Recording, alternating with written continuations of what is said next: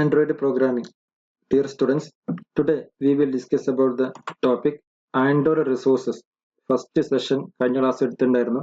String resources അതുപോലെ color resources ഇത് രണ്ടും നമ്മൾ കഴിഞ്ഞ ക്ലാസ്സിൽ ഡിസ്കസ് ചെയ്തതാണ്.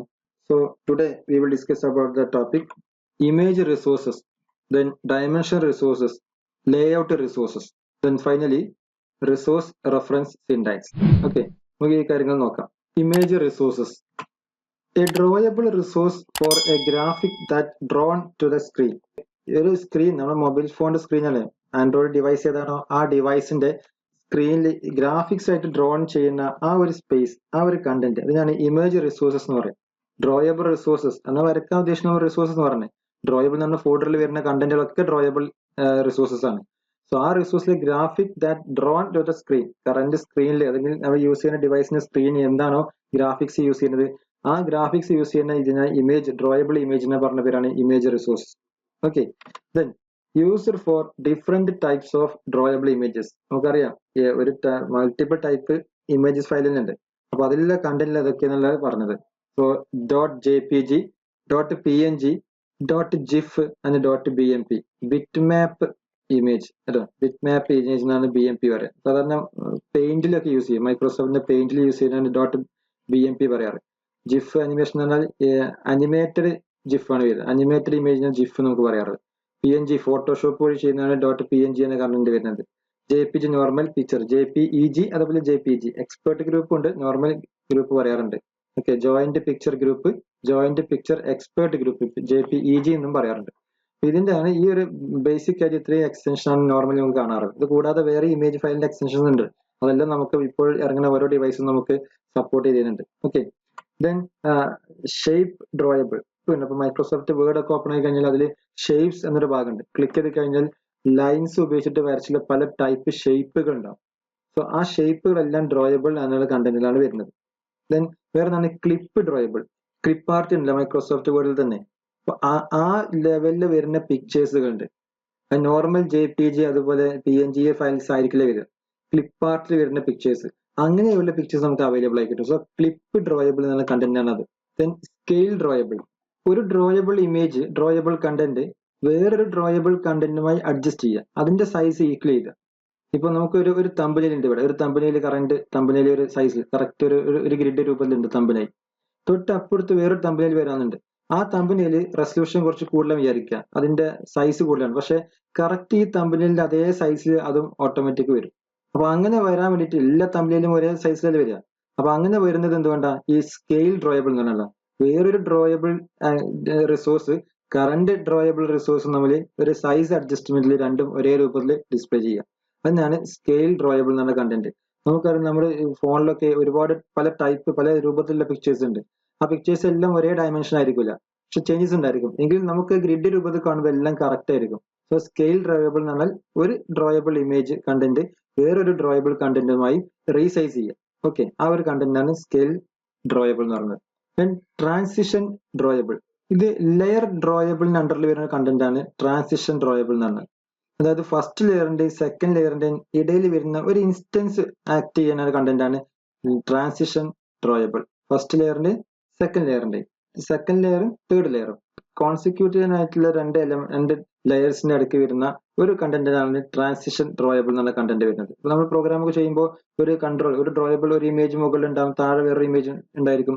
അതിന്റെ ഇടയിൽ വരുന്ന ഒരു സ്പേസുമായി കണ്ടന്റ് വരും. അപ്പൊ ആ ഒരു സ്പേസ് ഡീറ്റെയിൽസ് അവിടെ കുറച്ച് കൺസിസ്റ്റ് വരുന്നുണ്ട് ട്രാൻസിഷൻ. അവിടെ നമുക്ക് മൂവ് ചെയ്യാം, ലെഫ്റ്റ് അല്ലെങ്കിൽ റൈറ്റ് ഔട്ട് അല്ലെങ്കിൽ അപ്പ് അല്ലെങ്കിൽ ഡൗൺ, അപ്പൊ പല രൂപത്തിൽ അവിടെ അറേഞ്ച് ചെയ്യാൻ പറ്റും. അപ്പൊ ആ ഒരു കണ്ടന്റ് തന്നെയാണ് ട്രാൻസിഷൻ ഡ്രോയബിൾ എന്നാണ് കൺസെപ്റ്റ് വരുന്നത്. ഓക്കെ, വേറെ ഒന്നാണ് ഇൻസെറ്റ് ഡ്രോയബിൾ. ഇൻസെറ്റ് ഡ്രോയബിൾ എന്ന് പറഞ്ഞാൽ നമ്മൾ സ്ക്രീനിൽ വ്യൂ ചെയ്യുന്ന കറന്റ് ഇമേജ് കുറച്ച് ലാർജ് ഇമേജ് ഫുൾ സ്ക്രീൻ നമുക്ക് കാണാൻ കഴിയും. പക്ഷെ അതിന് മുൻപായിട്ട് എല്ലാ ഇമേജും ചെറിയ തമ്പനയിൽ രൂപത്തിൽ നമുക്ക് കാണാൻ പറ്റും അല്ലെ. ബാക്ക്ഗ്രൗണ്ടിൽ വേറെ കണ്ടന്റ് ഉണ്ടായിരിക്കും, പക്ഷെ അത് ക്ലിക്ക് ചെയ്യുമ്പോഴാണ് ലാർജ് ആയിട്ട് നമുക്ക് കാണുന്നത്. അപ്പോൾ ഇൻസെറ്റ് ഡ്രോയബിൾ എന്ന് പറഞ്ഞാൽ ആ ഒരു കൺസെപ്റ്റ് ആണ് ഇൻസെറ്റ് ഡ്രോയബിൾ എന്നാണ് കണ്ടന്റ് വരുന്നത്. ഇത് കൂടാതെ വേറെയും ഡ്രോയബിൾസ് ഉണ്ട്, പക്ഷെ നമ്മൾ സിലബസ് പ്രകാരം ഉള്ള കുറച്ച് കണ്ടന്റ് ഒക്കെ പറയുന്നുള്ളൂ. Shape drawable, clip drawable, scale drawable, transition drawable, inset drawable. Okay അല്ലെ. നമുക്ക് അതിന്റെ എക്സാമ്പിൾസ് നോക്കാം. Image view. ഇമേജ് വ്യൂ ചെയ്യാനുള്ള ഒരു കണ്ടന്റ് ആണ് ഇമേജ് വ്യൂ എന്ന് പറയുന്നത്. ആൻഡ്രോയിഡ് ലേഔട്ട് ഹൈറ്റ്, ആ ഇമേജിന്റെ ലേഔട്ടിന്റെ ഹൈറ്റ് ആണ് പറഞ്ഞത്. റാപ്പ് കണ്ടന്റ് എത്രയാണോ ഇമേജിന് സൈസ് വരുന്നത് ആ സൈസിനനുസരിച്ച് ഓട്ടോമാറ്റിക് അത് കണ്ടന്റ് അനുസരിച്ച് വരും. ആൻഡ്രോയിഡ് കോളൻ ലേഔട്ട് വിഡ്ത്ത് എത്രയാണോ വിഡ്ത്ത് വേണ്ടത് ആ വിഡ്ത്തിന്റെ റാപ്പ് കണ്ടന്റ് അതിൽ ലോഡ് ചെയ്യുന്ന ഇമേജ് എത്ര സൈസ് ഉണ്ടോ അതനുസരിച്ച് ഇത് ഓട്ടോമാറ്റിക് ആയിട്ട് റാപ്പ് ചെയ്യപ്പെടും. Okay, Android colon SRC is equal to source. SRC എന്ന സോഴ്സ് ആണ്. Source @drawable my image. So ഇത് നമ്മൾ ID ഉപയോഗിച്ചാണ് ആക്സസ് ചെയ്യുന്നത്. ഇപ്പൊ ഡ്രോയബിൾ എന്ന ഫോൾഡറിലാണ് ഉള്ളത് കണ്ടന്റ് ഉള്ളത്. അതിൽ നമ്മൾ കോപ്പി ചെയ്തിട്ട് ഡ്രോയബിൾ എന്ന ഒരു ഫോൾഡറാണ്. ആ ഫോൾഡറിൽ കോപ്പി ചെയ്തിട്ട് എല്ലാ ഇമേജും ഇവിടെ ഡിസ്പ്ലേ ചെയ്യും. നമ്മൾ കോഡ് ടൈപ്പ് ചെയ്യുമ്പോൾ സ്ലാഷ് ടൈപ്പ് ചെയ്ത് കഴിഞ്ഞാൽ ഓട്ടോമാറ്റിക് അവിടെ എല്ലാ ഇമേജും അവിടെ വരും.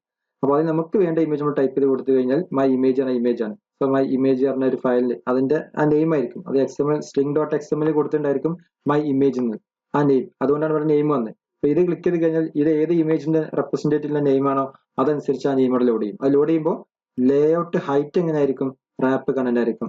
വിഡ്ത്ത് റാപ്പും കണ്ടന്റ് രണ്ട് രൂപത്തേക്ക്. അപ്പൊ ഇമേജ് എത്ര സൈസ് ഉണ്ടോ അതനുസരിച്ച് അതിന്റെ ഇമേജ് വ്യൂ അറേഞ്ച് ചെയ്ത് വരും. ഓക്കെ, ഇത് നോക്കിയാൽ ജാവ കോഡ് എടുക്കുകയാണെങ്കിൽ ഇത് XML കോഡാണ്. ഇത് ജാവ കോഡ് വരുമ്പോൾ resource RES is equal to get resources. Pure ജാവയിൽ വരുന്ന കോഡാണ്. ജാവയിൽ നമുക്ക് ഇങ്ങനെയാണ് സാധാരണ ഒരു കോഡിൽ എൻട്രി ചെയ്യൽ. Drawable is equal to RES dot get drawable r.drawable my image. അല്ലെ, ഇതിനെ കണ്ടാൽ മനസ്സിലാക്കാം RES എന്നാണ് ഇവിടെ ക്രിയേറ്റ് ചെയ്തത് ഒബ്ജക്റ്റ് ആണ്. ആ ഒബ്ജക്റ്റ് ഡോട്ട് വെച്ച് നമ്മൾ കോൾ ചെയ്യുക.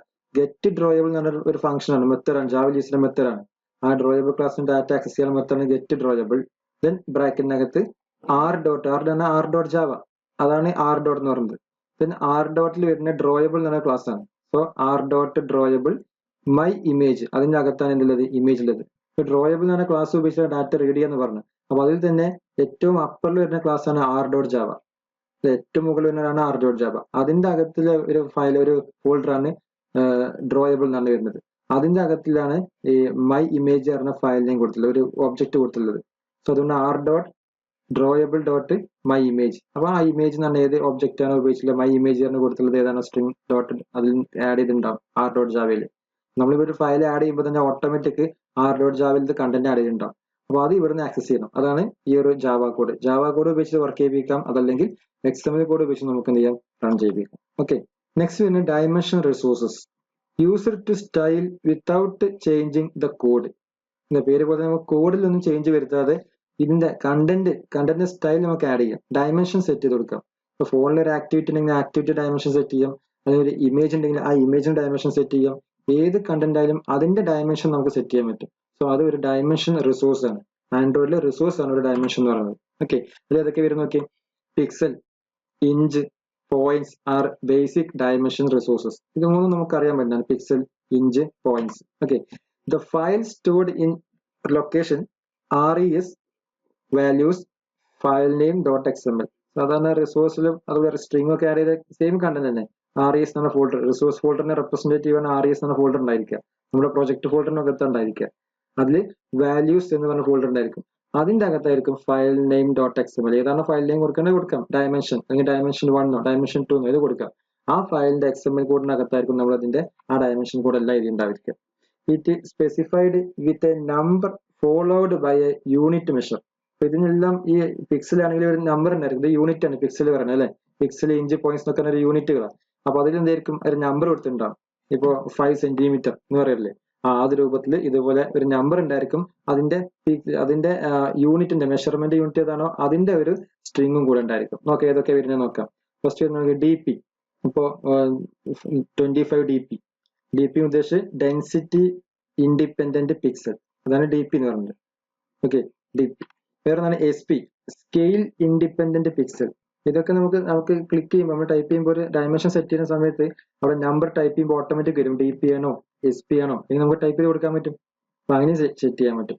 Then PX, പിക്സലിന്റെ representation, pixel corresponding to the actual pixel on the screen.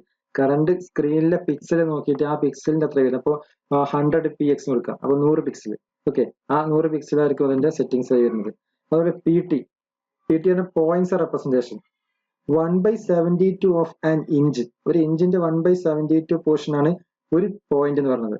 Based on a physical size of the screen. സ്ക്രീനിന്റെ ഫിസിക്കൽ സൈസ് ആണ് അത്, ഡിജിറ്റൽ സൈസ് അല്ല പറഞ്ഞത്. ഡിജിറ്റൽ സൈസ് ആണ് പിക്സൽ എന്ന് പറയുന്നത്. ഇവിടെ ഫിസിക്കൽ സൈസ് ആണ് പറഞ്ഞത്. അതാണ് പോയിന്റ് എന്നാണ്. പോയിന്റ് പിക്സലും വ്യത്യാസം നോക്കണം.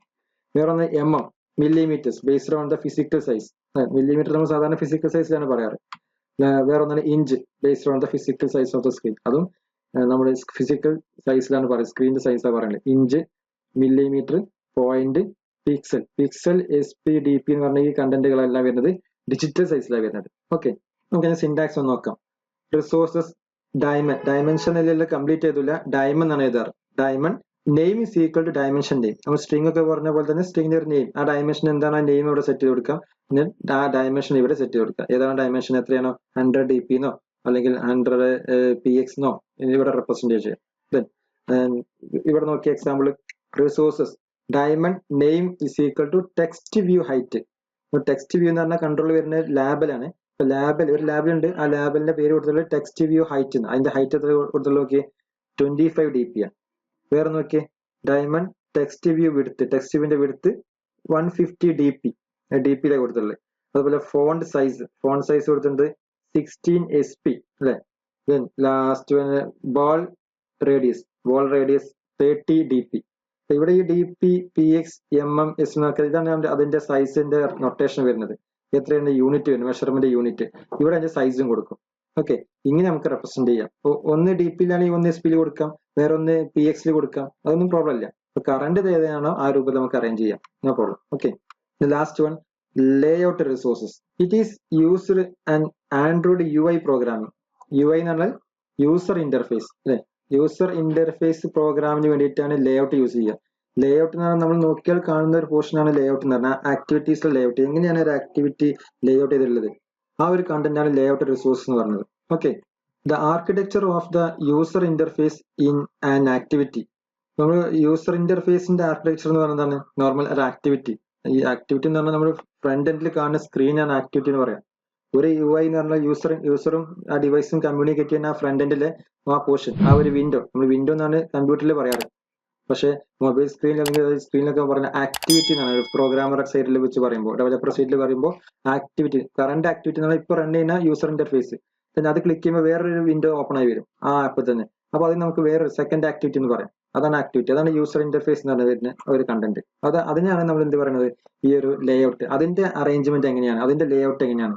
It is A design that is user interface window. ആ യൂസർ ഇന്റർഫേസ് എന്ന് പറഞ്ഞ വിൻഡോ എന്നല്ല നമുക്ക് പറയാറ്, ആക്ടിവിറ്റി എന്ന് പറയാറ്. സാധാരണ ഡിവൈസുകൾ അല്ലെങ്കിൽ ലാപ്ടോപ്പുകളിലും കമ്പ്യൂട്ടറിൽ PC-കളിലൊക്കെയാണ് ഈ ഒരു വിൻഡോ എന്ന കൺസെപ്റ്റ് വരുന്നത്. ആ വിൻഡോ എന്ന കൺസെപ്റ്റ് തന്നെയാണ് ഇവിടെയും വരുന്നത്. സ്ക്രീനിൽ നമ്മൾ കാണുന്ന ആ ഒരു പോർഷൻ, അതിനാണ് നമ്മൾ ആക്ടിവിറ്റി എന്ന് പറയുന്നത്. അതിന്റെ കണ്ടന്റാണ് ലേഔട്ട് അറേഞ്ച് ചെയ്യുക. File location is RES layout file name .xml. അതായത് റിസോഴ്സ് എന്ന ഫോൾഡറിൽ ലേഔട്ട് എന്ന സബ് ഫോൾഡറിൽ ഫയൽ നെയിം .xml ഏതാണോ ഫയൽ നെയിം അത് കൊടുക്കാം. ആ ഫയൽ നെയിമിനകത്ത് നമുക്ക് ഏതും കൊടുക്കാം. നമ്മൾ ഏതാണ് കറണ്ട് റൺ ചെയ്യുന്ന ആപ്ലിക്കേഷൻ അതിന് നെയിം കൊടുക്കാം. അതല്ലെങ്കിൽ നോർമലി ലേഔട്ട് 1 അല്ലെങ്കിൽ സ്ക്രീൻ ലേഔട്ട് .xml എനിത്തിങ് ഇവിടെ ഫയൽ നെയിം സെറ്റ് ചെയ്യാന്ന് മാത്രമേ ഉള്ളൂ. അതിന്റെ ലൊക്കേഷൻ എന്നാണ് പറഞ്ഞത്. Example okay, text view. ഒരു ടെക്സ്റ്റ് വ്യൂ നമ്മൾ റെപ്രസെന്റ് ചെയ്തു. ടെക്സ്റ്റ് വ്യൂ ഉദ്ദേശിച്ച ലാബിൽ തന്നെയാണ്. Android dot layout width wrap content, Android layout height wrap content, then layout margin bottom 155 DP, align parent bottom true. അപ്പൊ ഇതൊക്കെ സെറ്റ് ചെയ്യുന്ന ലേഔട്ട് ആണ്. കാരണം എവിടെ ആയിരിക്കണം ഈ കൺട്രോൾ വരേണ്ടത്. ഇപ്പൊ ടെക്സ്റ്റ് വ്യൂ എന്ന് പറഞ്ഞ കൺട്രോൾ ഇവിടെ ഓപ്പൺ ആയി ഇവിടെ ക്ലോസ് ചെയ്തു. അപ്പൊ ടെക്സ്റ്റ് ബോക്സ് ഒരു ടെക്സ്റ്റ് വ്യൂ അവിടെ വരും, അത് ലേബൽ കൺട്രോൾ അവിടെ വരും. അതിന്റെ ലൊക്കേഷൻ എവിടെ ആയിരിക്കണം, അതിന്റെ ഹൈറ്റ് എത്രയാണ്, സൈസ് എത്ര ആയിരിക്കണം, അത് സ്പെസിഫൈ ചെയ്യുന്ന പോർഷൻ ആണ് ഈ കാണുന്നത്. ഒരു ലേഔട്ട് എന്ന് പറഞ്ഞാൽ ഒരു ആക്ടിവിറ്റിയിൽ ഒരുപാട് കൺട്രോൾസ് ഉണ്ടായിരിക്കും. മൾട്ടിപ്പിൾ ഒരു 4-5 കൺട്രോൾസ് ഉണ്ടായിരിക്കും. Text box, text area, button, radio button ഒക്കെ ഉണ്ടായിരിക്കും. അപ്പൊ അതിനൊക്കെ ഏതെല്ലാം ലൊക്കേഷൻ എവിടെയൊക്കെ അറേഞ്ച് ചെയ്യണം, ആ ഒരു കണ്ടന്റ്. ഇപ്പൊ ഈ ടെക്സ്റ്റ് വ്യൂവിന്റെ കേസ് മാത്രമേ പറഞ്ഞിട്ടുള്ളൂ. അപ്പൊ ഇത്രയും കണ്ടന്റുകൾ വരുന്ന ഒരു കണ്ടന്റ്, ഒരു നോർമൽ ആക്ടിവിറ്റിയാണ് ഈ ലേഔട്ട് റിസോഴ്സ് എന്ന് പറഞ്ഞത്. ഇതിലെല്ലാം വരും, ഇതൊന്നും മാത്രമല്ല. ഇതിന് മുമ്പ് പറഞ്ഞ ഒരേ ഒരു കൺട്രോൾസ് വരിക, ടെക്സ്റ്റ് വ്യൂ ആയിരിക്കാം അല്ലെങ്കിൽ ലേഔട്ട് ആയിരിക്കാം. അതിന്റെ ഫീച്ചേഴ്സും അതിന്റെ ഡയമെൻഷനും ഒക്കെ പറഞ്ഞിട്ടുണ്ടായിരുന്നു. പക്ഷെ ഇവിടെ ലേഔട്ട് എന്ന് പറഞ്ഞത് നമ്മൾ യൂസർ നോക്കിയാൽ കാണുന്ന ആ ഒരു പോർഷൻ, അതായത് സ്ക്രീനിൽ കാണുന്ന ഒരു പോർഷൻ, ഒരു വിൻഡോ, ഒരു പേജ്, അത് ഞാൻ ആക്ടിവിറ്റി പറയാം. ആ ആക്ടിവിറ്റിയിൽ ഉള്ള ലേഔട്ട് ആണ് പറഞ്ഞത്. അതിൽ എങ്ങനെ അറേഞ്ച് ചെയ്യാനായിട്ട് ലീനിയർ ആയിരിക്കണം. മൾട്ടിപ്പിൾ ടൈപ്പ് ലേഔട്ടുകൾ ഉണ്ട്. Linear layout, horizontal layout, frame layout, tabular layout, ഇതൊക്കെ നമുക്ക് പഠിക്കും. ഓക്കെ, ആ പല ടൈപ്പ് ലേഔട്ടുകൾ ഉണ്ട്. അപ്പോൾ ഓരോ ലേഔട്ടിലും ഏതെല്ലാം കണ്ടന്റിൽ ആക്സസ് ചെയ്യാം. ഇവിടെ ചെറിയൊരു സിംഗിൾ അറേഞ്ച്മെന്റ് മാത്രമേ പറഞ്ഞിട്ടുള്ളൂ. ഒരു ടെക്സ്റ്റ് വ്യൂ ഉണ്ട്. ആ ടെക്സ്റ്റ് വ്യൂവിന്റെ വിഡ്ത്ത് എന്തായിരിക്കണം, ഹൈറ്റ് എന്തായിരിക്കണം, മാർജിൻ എങ്ങനെയായിരിക്കണം, ബോട്ടം മാർജിൻ, അതുപോലെ പാരന്റ് അലൈൻ പാരന്റ് ബോട്ടം ഏതൊരു കേസിലായിരിക്കണം, ട്രൂ ആണോ ഫാൾസ് ആണോ, ഇങ്ങനെയുള്ള കണ്ടന്റ് പറഞ്ഞിട്ടുള്ള ഒരു ലേഔട്ട് പറഞ്ഞത് മാത്രം. ഓക്കെ, നമ്മൾ ഡീറ്റെയിൽഡ് ആയിട്ട് നെക്സ്റ്റ് പഠിക്കും. Next resources reference syntax. എങ്ങനെ റിസോഴ്സിനെ റെഫറൻസ് ഉപയോഗിച്ച് വർക്ക് ചെയ്യിപ്പിക്കാം, അതിന്റെ സിൻടാക്സ് എന്തെന്ന് പറഞ്ഞത്. We can apply resources by referencing its resource I D. ചില റിസോഴ്സിന്റെ കൺസെപ്റ്റ് ഞാൻ പറഞ്ഞിട്ടുണ്ടായിരുന്നു. ഇങ്ങനെ റിസോഴ്സ് ഐ ഡി ഉപയോഗിച്ച് നമുക്ക് റെഫറൻസ് ചെയ്യാം. അതായത് XML കൂടുതൽ നമ്മൾ ഐ ഡി ഉപയോഗിച്ചിട്ടാണ് വർക്ക് ചെയ്യിപ്പിക്കുക. കളർ ഡ്രോയബിൾ ഗ്രീൻ ആ രൂപം നമുക്ക് എന്ത് ചെയ്യാം, സെപ്പറേറ്റ് ആയിട്ട് ഐ ഡി ഉപയോഗിച്ച് റെപ്രസെന്റ് ചെയ്യാം. കൊടുത്തു കഴിഞ്ഞാൽ ഓട്ടോമാറ്റിക് ആ ഒരു ക്ലാസ് അവിടെ കിട്ടും. ഏത് റിസോഴ്സ് ആണ് ആ റിസോഴ്സ് അവിടെ കിട്ടും. ജാവയിൽ എഴുതുമ്പോഴാണ് നമുക്ക് കോഡ് എഴുതി ചെയ്യുക. R dot drawable dot colour dot green ആ രൂപത്തിൽ നമുക്ക് എഴുതാം. ഓക്കെ, അപ്പൊ ഐ ഡി ഉപയോഗിച്ച് നമുക്ക് XML കോഡിൽ work ചെയ്യിപ്പിക്കാം. All resource IDs are defined in our projects R class, അതായത് R.java. എല്ലാ റിസോഴ്സ് പേര് തന്നെയാണ് R.java. R.java ഈ R ക്യാപിറ്റൽ ആണ്. Okay, so resource dot Java എന്നാണ് പേര്. അതാണ് R.java എന്ന് പറയുന്നത്. എല്ലാ റിസോഴ്സും എല്ലാ ഐഡികളും റെഫറൻസും എവിടെ ഉണ്ടായിരിക്കും, R.java ഉണ്ടാവും. അതാണ് സ്റ്റാർട്ടിങ്ങിന് R വരുന്നത്. R dot drawable dot colour dot green. Okay, ആ രൂപത്തിൽ നമുക്ക് അറേഞ്ച് ചെയ്യാം. Which is automatically generated. നമ്മൾ ഇവിടെ ടൈപ്പ് ചെയ്യേണ്ട ആവശ്യമില്ല. നമ്മൾ കോഡ് ഓട്ടോമാറ്റിക് എൻട്രി ചെയ്യുക. അതായത് ജാവയിലെ കോഡ് എഴുതാം, അതല്ലെങ്കിൽ XML നമ്മൾ കോഡ് എഴുതാം. ഈ ഓരോ കോഡ് എഴുതുമ്പോഴും ഓട്ടോമാറ്റിക് ആയിട്ട് അതിന് കറസ്പോണ്ടിങ് ആയിട്ടുള്ള കോഡുകൾ സിസ്റ്റം ജനറേറ്റ് ചെയ്ത കോഡ് എവിടെ വരും, ഈ R.java കിട്ടും. നമ്മൾ എഡിറ്റ് ചെയ്യേണ്ട അപ്ഡേറ്റ് ചെയ്യേണ്ട ആവശ്യമില്ല. നമ്മൾ മറ്റുള്ള കോഡുകൾ ജാവ കോഡും XML കോഡ് എഴുതുമ്പോൾ ഓട്ടോമാറ്റിക് R.java കോഡുകൾ പറഞ്ഞു തരും. Okay, for each resources that is used A static integer value. ഓരോ റിസോഴ്സസിനും നമ്മൾ എത്ര റിസോഴ്സ് ഉപയോഗിച്ചാലും കുഴപ്പമില്ല, അത്ര റിസോഴ്സസിന് R.java ഓട്ടോമാറ്റിക് ആയിട്ട് സ്റ്റാറ്റിക് ഇന്റിജർ വാല്യൂസ് അറേഞ്ച് ചെയ്യും.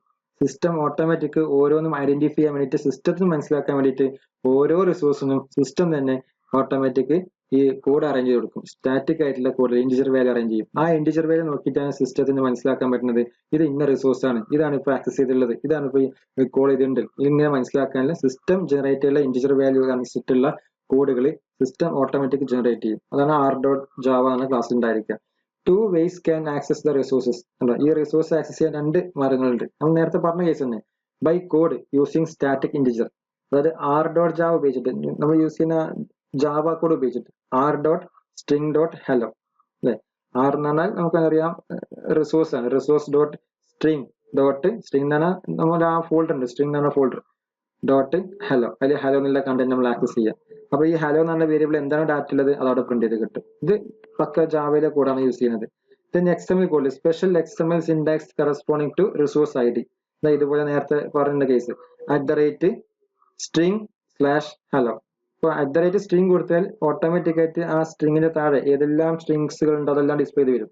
അതിൽ നമുക്ക് ഏത് കോഡാണ് വേണ്ടത്, ഏത് സ്ട്രിങ് ആണ് വേണ്ടത്, അതിൽ നമുക്ക് ടൈപ്പ് ചെയ്ത് കൊടുക്കാം. ഹലോ കൊടുത്തു കഴിഞ്ഞാൽ ഈ ഹലോ എന്ന് പറഞ്ഞ വേരിയബിൾ എന്താണ് സ്റ്റോർ ചെയ്തത് അത് അതുപോലെ വന്ന് പ്രിന്റ് ചെയ്യും. അതുപോലെ ഇവിടെ കളർ എന്നാണെങ്കിൽ സ്ലാഷ് കൊടുത്ത് ഗ്രീൻ കൊടുത്താൽ ആ ഗ്രീൻ എന്ന് പറഞ്ഞ വേരിയബിളിൽ ഏത് കളറാണ് നമ്മൾ സെറ്റ് ചെയ്ത് കൊടുത്തുള്ളത് അത് അവിടെ പ്രിന്റ് ചെയ്ത് കിട്ടും. ഓക്കെ, ഇങ്ങനെ 2 ടൈപ്സ് നമുക്ക് എന്ത് ചെയ്യാം, റിസോഴ്സിനെ റെഫറൻസ് വെച്ച് റെഫറൻസ് ആക്സസ് ചെയ്യാൻ പറ്റും. അതിന്റെ സിൻടാക്സ് ആണ് ഇപ്പൊ പറയുന്നത്. Okay, example okay. Resources colour name red, ഒരു കളർ. ഇപ്പൊ റെഡ് എന്ന് പറഞ്ഞ ഒരു വേരിയബിൾ മാത്രമാണ്, ഇതൊരു വേരിയബിൾ നെയിം ആണ്.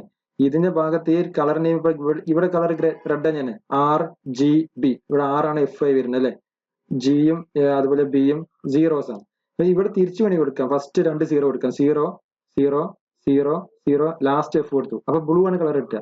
ഇതൊരു വേരിയബിൾ മാത്രം. അപ്പൊ റെഡിനെ ആക്സസ് ചെയ്താൽ എന്താ കിട്ടുള്ളൂ, ബ്ലൂ എന്നാണ് പ്രിന്റ് ചെയ്ത് തരാം. അപ്പൊ ഓക്കെ, അപ്പൊ ഇതാണ് വാല്യൂ, ഇതാണ് നമുക്ക് പ്രിന്റ് ചെയ്ത് കിട്ടുക. പക്ഷെ നമ്മൾ ആക്സസ് ചെയ്യുന്ന എന്തായിരിക്കും, ഈ ഒരു വാല്യൂ ആണ് ആക്സസ് ചെയ്യുക, ID ഉപയോഗിച്ച് വർക്ക് ചെയ്യുക. അങ്ങനെ വരുമ്പോൾ ഇതിന്റെ കൂടെ എന്തായിരിക്കും,